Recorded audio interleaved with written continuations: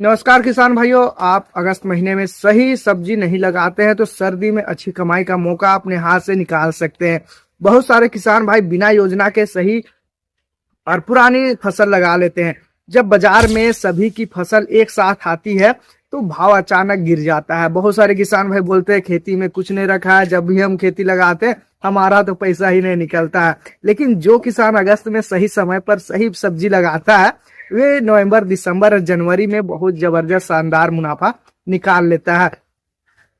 आज की इस वीडियो में मैं आपको ऐसे ही 7 सब्जी के बारे में बताऊंगा जो अगस्त में लगाने के लिए सबसे बेहतर मानी जाती है। दोस्तों, ये सिर्फ नाम नहीं बताऊंगा आपको, बल्कि मैं आपको कौन सी वैरायटी लगानी है, नर्सरी आपको कैसे तैयार करनी है, कितनी आपको खाद डालनी है, कौन कौन सी बीमारी सबसे ज्यादा आती है, उनसे बचाव कैसे करना है, और कितनी उपज मिल सकती है, और कितनी लागत आएगी, और कितना मुनाफा हो सकता है। इन सभी बातों पर विस्तार से आपको हम इस वीडियो में बताने वाले हैं। तो दोस्तों, वीडियो को बीच में छोड़कर मत जाइए, क्योंकि आखिर में मैं आपको ऐसी सब्जी बताऊंगा जिसमें कम जमीन पर भी अच्छा खासा आप लाभ निकाल सकते हैं। तो चलिए शुरू करते हैं अगस्त महीने में सबसे पहले और सबसे लाभदायक सब्जी के बारे में पूरा डिटेल में जानकारी। तो दोस्तों देखिए, अगस्त का महीना में आप फूलगोभी की खेती कर सकते हैं। इस समय लगाई हुई फूलगोभी की फसल सर्दियों की शुरुआत में तैयार होने लगती है, और यदि समय सही रहा तो अच्छे दाम भी मिल सकते हैं। इसलिए उन्नत किस्म जैसे कि पूसा का कार्तिक है, अर्ली सिंथेटिक है, और नमहेंस और सीमेंस जैसी कंपनियों की जो वैरायटी है वो भी काफी अच्छा और उपयुक्त हाइब्रिड वैरायटी जो काफी दिनों से आप चुन रहे हैं उनको भी आप लगा सकते हैं। अपने क्षेत्र की जलवायु और बाजार की मांग के अनुसार किस्म आपको चयन करना है।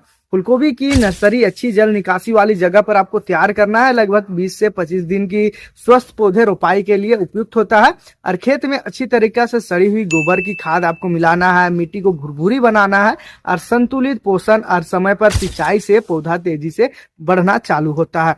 बरसात के मौसम में जड़ गलन और पत्तियों पर फफूंद जैसे रोग का खतरा भी काफी अधिक बढ़ जाता है, इसलिए खेत में पानी रुकने ना दे। रोग या कीट की स्थिति आने पर अपने क्षेत्र में आप देखिए कि बारिश हो रही है ज्यादा, तो आप जल निकासी का व्यवस्था बनाइए, जिससे फफूंदनाशी या फिर कीटनाशक का प्रयोग भी कर सकते हैं।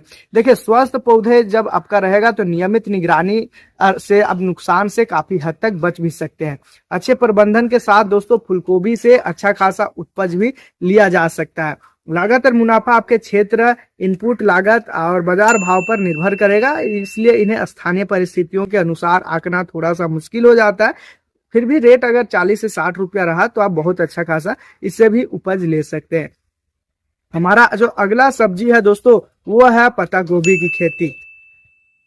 अब बात करें दोस्तों, हमारा जो अगली सब्जी है वो है पत्ता गोभी की खेती। अगस्त में इसकी नर्सरी तैयार करने से सर्दियों के मौसम में अच्छी गुणवत्ता की फसल मिल सकता है। उन्नत किस्में संतुलित पोषण के साथ किसानों के लिए लाभदायक विकल्प बन सकता है।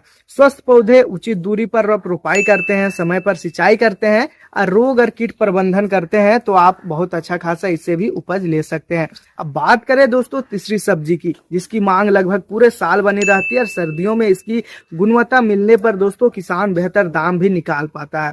तो यह है दोस्तों टमाटर की खेती। अगर आप अगस्त में टमाटर की नर्सरी तैयार करते हैं और स्वस्थ पौधे लगाते हैं तो मौसम अनुकूल रहने पर दोस्तों अच्छी फसल मिलने का संभावना भी काफी हद तक बढ़ जाता है।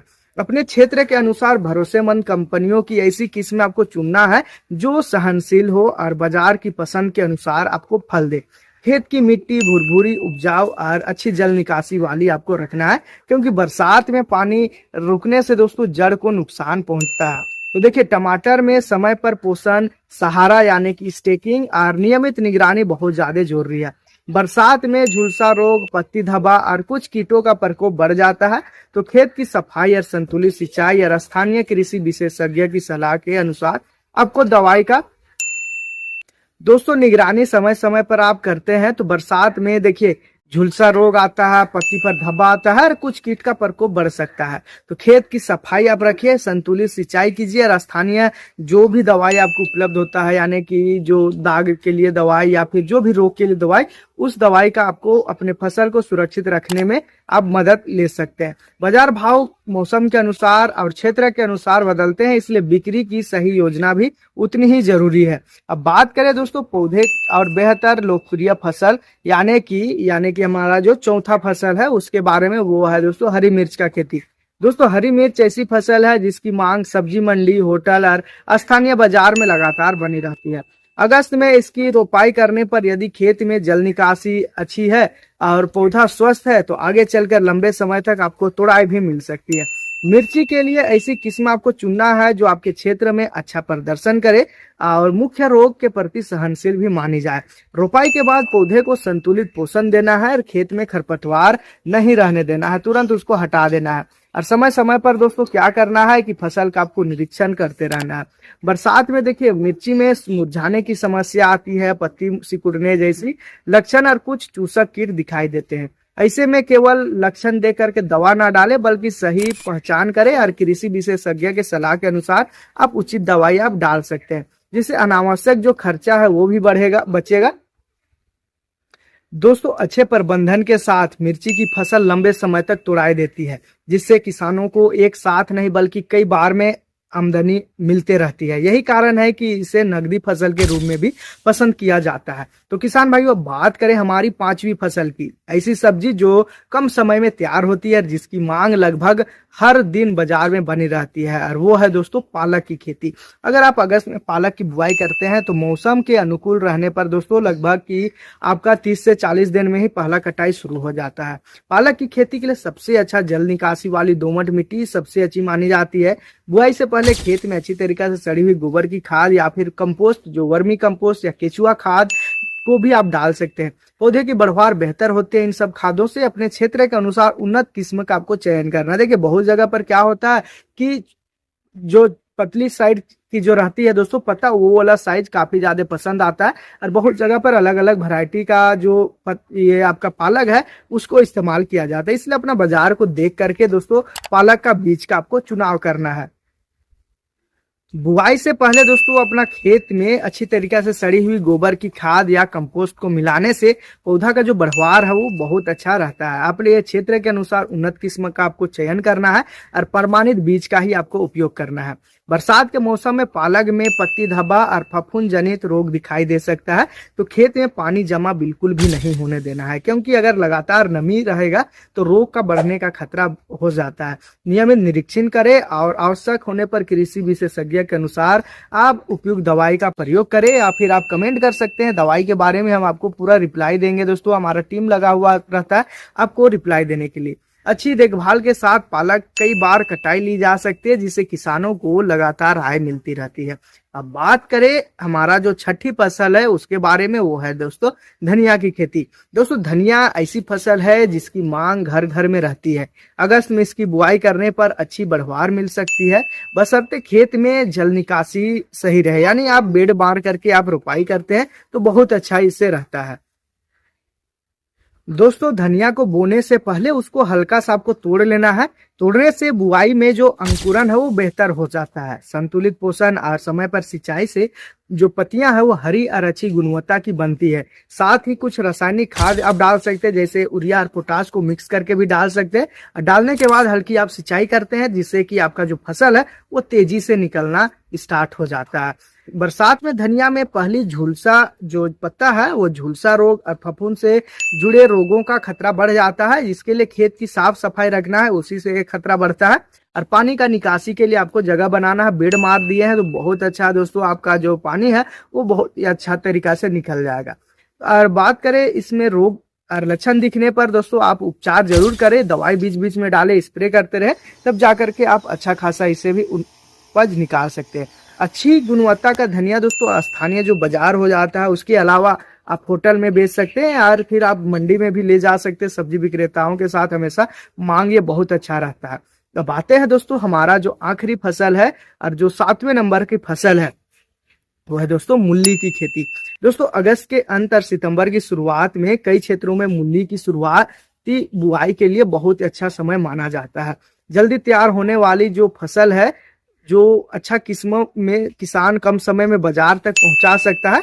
तो आप अपने वैरायटी को, अपना जो जलवायु है वहां के आधार पर आप चुनाव करके भी लगा सकते हैं। बस खेत की मिट्टी नरम और भुरभुरी होनी चाहिए ताकि जो जड़ें हैं वो सीधा और अच्छा बने। अधिक पानी या पानी रुकने से गुणवत्ता प्रभावित हो सकती है, इसलिए सिंचाई आपको संतुलित रखना है। मूली में भी दोस्तों रोग और कीट की समय समय पर आपको निगरानी जरूरी है।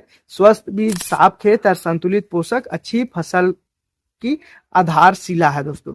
तो किसान भाइयों, आज हमने जाना कि अगस्त महीने में लगाई जाने वाली ऐसी 10 सब्जी के बारे में जो आप सही प्रबंधन करते हैं तो उसके साथ ही आप सर्दी में अच्छी कमाई का अवसर देती है। जो सब्जी आपको हम बताए 7 प्रकार की जो सब्जी है, जिसमें आपका मूली हो गया, धनिया हो गया, पालक हो गया, मिर्चा हो गया, टमाटर हो गया, फूल गोभी और बंद गोभी, ये सारे जो सब्जियां हैं दोस्तों, इसको अगर आपने अगस्त के महीने में लगाया तो जो आपका सितंबर अक्टूबर का जो महीना है उस टाइम तक अगर आपने बचाया तो दिसंबर के आसपास, नवंबर दिसंबर में जब आपका फसल निकलेगा तो बहुत ही शानदार आपको रेट देखने को मिल जाएगा। तो ऐसे जो 7 सब्जी हैं इसको आप लगा सकते हैं। इसके अलावा भी आप अन्य फसल भी लगा सकते हैं।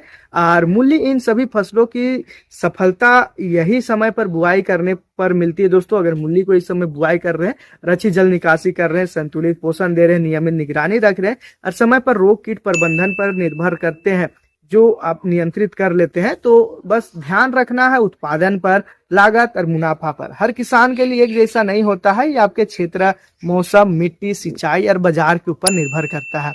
और जो आप तकनीक अपनाते हैं और उस समय बाजार में क्या रेट चलता है उसके आधार पर निर्भर करता है। इसलिए हमेशा अपने जिले के जो मेन बाजार है या बड़ा बाजार है, आपके स्थानीय क्षेत्र का जो मेन बाजार है, वहां अपना फसल को ले जाने का आप योजना बनाइए। और देखिए, अगर आपके पास कम जमीन है तो आप पालक भी लगा सकते हैं, धनिया भी लगा सकते हैं, हरी मिर्च जैसे फसल आप लगा सकते हैं। यदि आपके पास पर्याप्त खेत और बाजार तक पहुंचाने के लिए व्यवस्था है तो फूल गोभी लगाइए, टमाटर लगाइए, बंद गोभी लगाइए या पत्ता गोभी लगाइए, जैसे फसल से भी आप अच्छा अवसर आप निकाल सकते हैं। तो यह वीडियो आपको उपयोगी लगी दोस्तों तो आप इसे अपने किसान भाइयों के साथ शेयर जरूर करें ताकि वे भी सही समय पर सही फसल का चुनाव करें। और हमारे ओहदार फार्म यूट्यूब चैनल को अभी तक आपने सब्सक्राइब नहीं किया है तो इसे सब्सक्राइब जरूर कीजिए, क्योंकि यहाँ हम सिर्फ खेती से जुड़ी जानकारी लेकर आते हैं, जिसमें रोग हो गया, आपका बीमारी और जो बेचने के तरीके, कौन सी फसल कब लगानी चाहिए, कौन से खाद कब देना चाहिए, इन सब के ऊपर हम पूरा डिटेल में वीडियो लेकर आते हैं। तो हमारा चैनल ओहदार फार्म को सब्सक्राइब कीजिए और बेल आइकन को दबाइए। और खेती से जुड़ी ऐसे ही जानकारी आप पाना चाहते हैं तो नीचे कमेंट में आप जरूर लिखिए कि आप किस राज्य से और किस जिले से हमारा वीडियो देख रहे हैं, और अगस्त में आप कौन सी सब्जी लगाने के बारे में प्लान कर रहे हैं। इन सब चीजों के बारे में हमें कमेंट कीजिए दोस्तों। हमें भी अच्छा लगता है कि चलिए कहीं से कुछ तो रिप्लाई मिल रहा है, हमारा वीडियो के माध्यम से किसान भाई कुछ ना कुछ सीख रहे हैं। तो इस बारे में आप हमें कमेंट जरूर कीजिए। तो मिलते हैं दोस्तों एक और नई और बेहतरीन वीडियो में, तब तक के लिए दोस्तों धन्यवाद।